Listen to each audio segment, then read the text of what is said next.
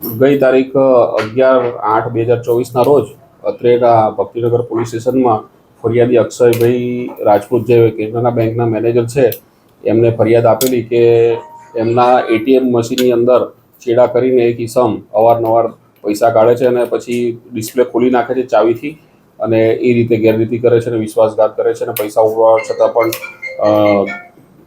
બેંકમાં ફરિયાદ આવે છે કે પૈસા મળેલ નથી. ઉપરોક્ત બાબતે જે 332, 334, 316(2) અને 318(2) અને 62 નવી કાયદાની કલમ BNS મુજબનો ગુનો ભક્તિનગર પોલીસ સ્ટેશનમાં દાખલ કરી અને આગળની તપાસ ડિસ્ટ્રિક્ટ PSI વસાવા ચલાવી રહ્યા છે. ઉપરોક્ત ગુનો કરનાર ઈસમ એન્જિનિયર છે અને એને પકડી પાડવામાં આવેલ છે. એનું નામ છે અનીસ સન ઓફ સફી મોહમ્મદ મવા કંસાલી છે. ફિરોજપુર હરિયાણાનો રહેવાસી છે અને ઉપરોક્ત તપાસ હાલ ચાલુ છે. અને એ ઈસમની એમો એવી છે કે આ અવારનવાર જે પ્રાઇવેટ એટીએમ બેંક છે એની અંદર જઈને કાર્ડમાંથી અંદર એટીએમમાંથી પૈસા કાઢી અને ડિસ્પ્લેમાં તરત જ ખોલીને સ્વિચ દબાવીને એમાં એરર ઊભી કરી ને બેંકને કમ્પ્લેન કરે છે કે ભાઈ મને પૈસા મળ્યા નથી અને એમ કરીને બેંક પાસે પણ પૈસા ક્લેમ કરે છે અને બેંક પાસેથી પૈસા લે છે. એમ કરીને બેંક સાથે વિશ્વાસઘાત છેતરપિંડી કરેલ છે, જે બાબતનો ગુનો દાખલ કરેલ છે. આરોપી ઘણો રીડો બનેલો છે અને બીજા સહ આરોપીની પણ તપાસ હાલ ચાલુ છે.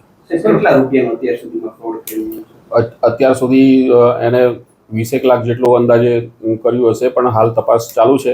હાલમાં તો 30,000 જેટલું રૂપિયાની ચીટિંગ થયેલું છે, જે બાબતનો ગુનો દાખલ થયો છે. અન્ય સહ આરોપીની તપાસ પણ ચાલુ છે.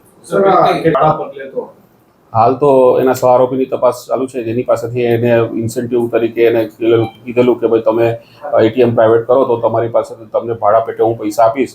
પણ આમ એની પાસેથી 30 જેટલા એટીએમ કાર્ડ મળેલા છે, જેનાથી એ છેતરપિંડી એને કરેલી છે. સર, જેમની પાસેથી એ ભાડા લેતો તો એમને પણ આરોપી બનાવે છે. તપાસ દરમિયાન એમને પણ આરોપી કઈ બેંકના એટીએમ સાથે આ કર્યું છે? એ જે નેશનલાઇઝ બેંક સિવાયની તમામ જે પ્રાઇવેટ બેંકો છે નામાંકિત, એ તમામની એમની પાસે એટીએમના કાર્ડ છે.